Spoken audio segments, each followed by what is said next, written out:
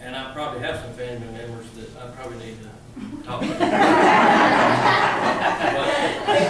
all in all, I mean, what he said, I'd probably call Trey if it was one of my kids or my daddy or somebody. Tell him, you need to get up here and do this. But yeah, you've got to be very fair with what you do. And I hope I would never be in that position.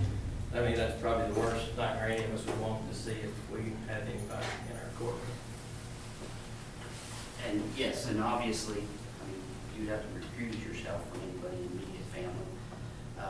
Friends, you're gonna have to have somebody there that's gonna be fair and honest.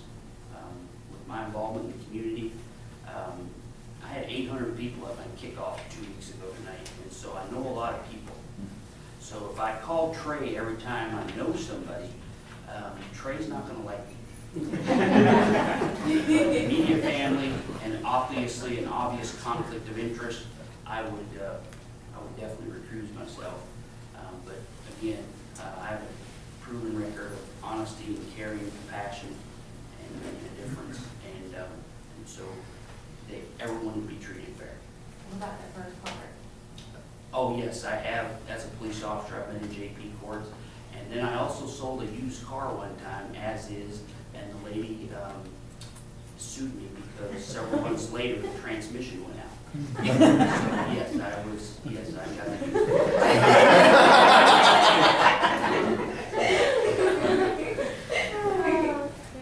Yes, I've been on the JP.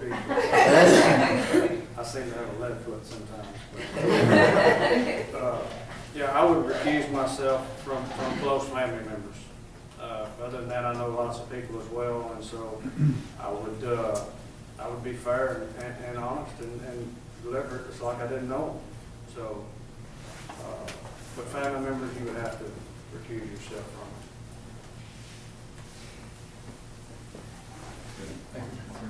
Well, we've been talking a lot about youth, and I think a couple times folks have touched on bullying. So just a quick question, I guess, is do you guys believe that it's the right way to go to try and criminalize what's basically schoolyard behavior? And that's a tough question. Because there's a lot of things that happen on the schoolyard that if you have really good teachers, and back in the old days, the old coach was the enforcer on his school. I was very acquainted with him when I was young. But nowadays, everything has got so touchy, and I feel for those kids, because that's a terrible way to have to go to school every day. There's kids that don't want to go to school.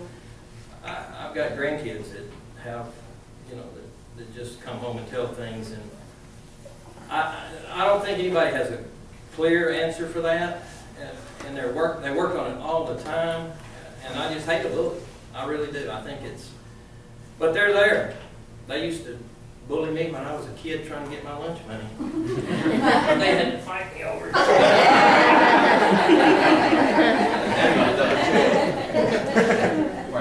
You had lunch money? And they wanted a nickel of it.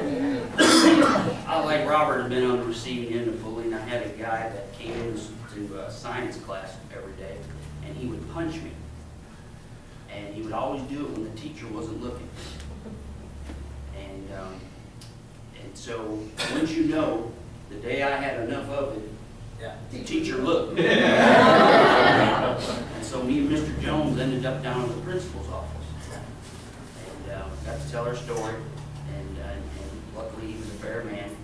And I think having a fair justice of the peace, if that ends up in your court, you handle it with wisdom and knowledge and being fair, and arresting the attention of the bully and saying, this is unacceptable, and drawing that line on behavior that's unacceptable, and help the teachers. Teachers should be able to teach. They shouldn't have to be police officers.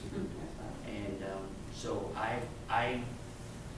being proactive and not reactive is the key here. Well, I don't think there's any circumstances that bullying should be acceptable. But I think we're going to have to back up and really pay attention to what's going on. Sometimes these schoolyard tiffs wind up over in the court. We've got to separate what was bullying and what was a squabble between two boys. Like when you and I went to school, there wasn't any police officers. You know, and you and I turned out okay. Bullying is never good. But sometimes there's squabbles at school that just don't need to wind up over and over again, tearing down a kid. We need to work them, put them to work, build them back up, and get them back to class. And hopefully our coaches at school can help us like they did us when we were in school. So that's my 2 cents on that. You want to change?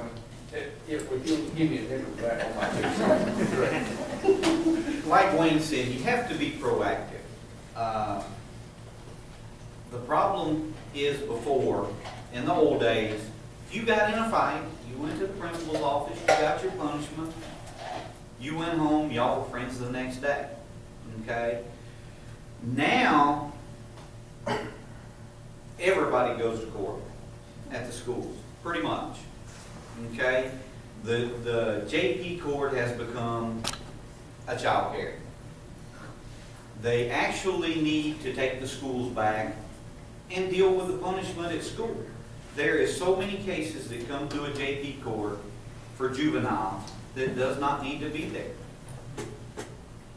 The schools in America needs to get the paddle back out. Discipline kids at school, okay? And it will cut down on the JP courts.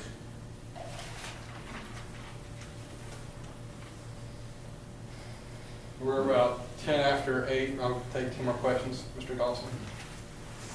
Been a lot of questions and a lot of discussion about y'all's specific community involvement and how you would handle the court and what you bring to the court, but the fact remains this is a Republican primary. This is a Republican club. So my question is very specific. What has your involvement or exposure or community involvement been specifically with the Republican Party? Okay, so that's Dr. Wayne. That's Wayne, yeah. Well, I've been an active, great question, Brian. I've been an active member of the Republican Party since '92. In 2000, Dr. Wilkerson asked me to be a precinct chair. A couple years after that, he asked me to be an area chair. So I've been out there with the YR group, walking neighborhoods, being a good Republican, doing as a precinct chair, doing my job, making my calls, getting people out to vote as a precinct chair. And in leadership, on the leadership and organization committee, I can't enumerate to you how many times I've been in this room, and this is a Republican primary. And so I hope that the Republican voters of this precinct will look at who has proven themselves as a Republican, has worked for the party, and has worked to make a difference, because I know what battleground Texas is. I know what the Democrats are trying to do in this state. And we as Republicans need to stand up for what true Republican values are, and we don't need not to do that. Well, I appreciate your service to Montgomery County. It means a lot. Have I been an established Republican? All my life I've been a Republican. Have I been affiliated with lots of parties? No, I haven't. I've always voted Republican, and I've lived my life as a Republican. As a true conservative is what I've done. I will ask that I've gotten involved in this because of where this country's headed. Like what he was talking about. The Democrats are coming, and it takes people strong and strong will to get out and work and keep this country headed in the direction it needs to head.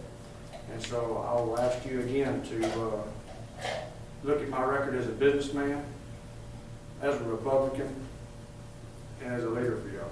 Thank you.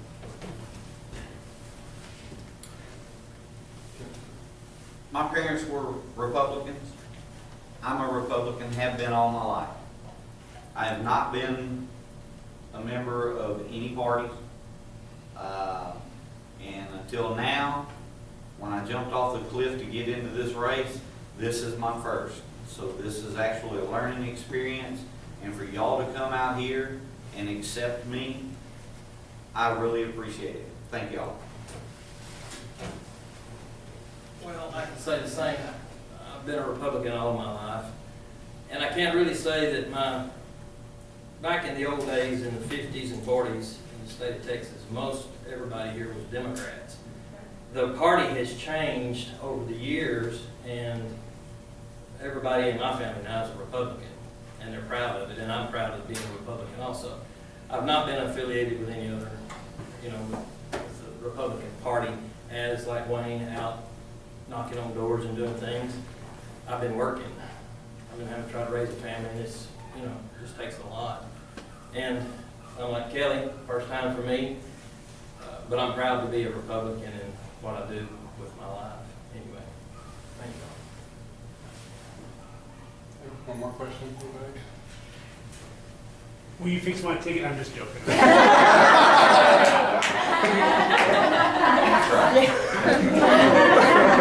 Yes, sir. What does it take to bribe? One of the hard things about being a Republican is we have very fine candidates. I can't imagine being terribly upset if any one of the 4 of these gentlemen got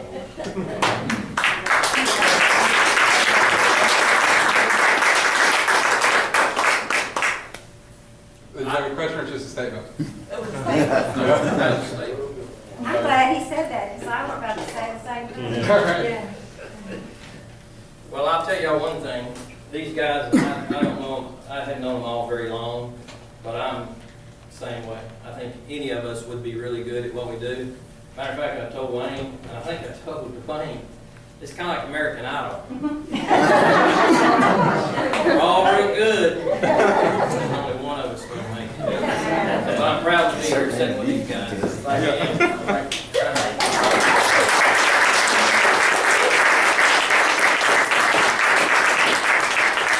Well, I must say, I was hoping for some fisticuffs or something. If any of y'all were here for our candidate forum for the DA race, you know what I'm talking about. Yeah. But yes, thank you all for coming. Thank you all for being respectful. I mean, it sounds like y'all respect each other. Y'all come out of here great friends. Hopefully, maybe go grab some of that wine afterwards. He's not even wine, I'm out of here. Okay. Again, thank you all for coming. I really appreciate it. There's plenty of pizza and drinks left over. Yes, ma'am. Can I say something? Sure, and cake. Go ahead. Karen and I are members of North Shore Republican Women, and we will be having a candidate forum January or February, probably. And we're discussing right now about having one day or night for local, which would include all of you, and another one for state, because there's some big races at the top that I don't think we can do all of it in one night. But be on the lookout for that. You can go to our website, Facebook page, whatever, and we'll let you all know. I will say that the county Republican women's groups have been very supportive of the young Republicans, and we sincerely appreciate it.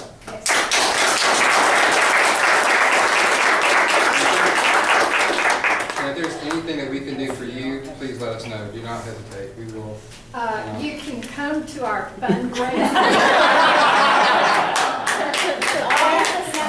August 17th, Gina's helping us with silent auction.